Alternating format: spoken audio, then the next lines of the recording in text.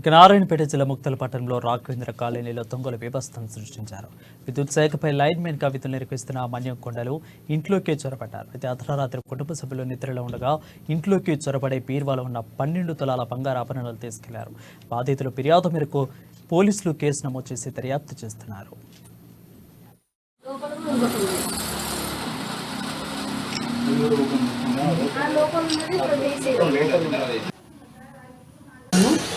ఐదు గంటలకు చూసుకున్నా, 5:30 అట్లా. అది ఏమేమి పోయినాయి?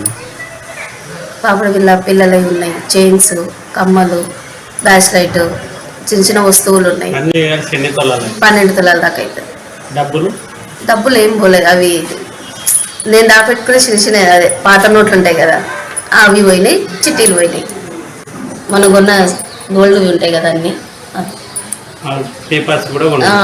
అన్నీ ఆ పర్సులో పెట్టి పెట్టినా అనమాట.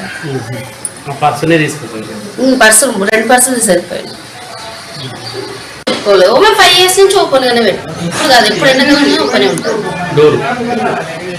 ఆ వేడికి ఇంట్లో ఉండలేరు. అప్పుడు మా మామయ్య ఉంటుండే కదా, తట్టుకోలేడు ఆయన వేడి. అందుకని మేము ఇట్లా పెడుతుంటాం. అందుకని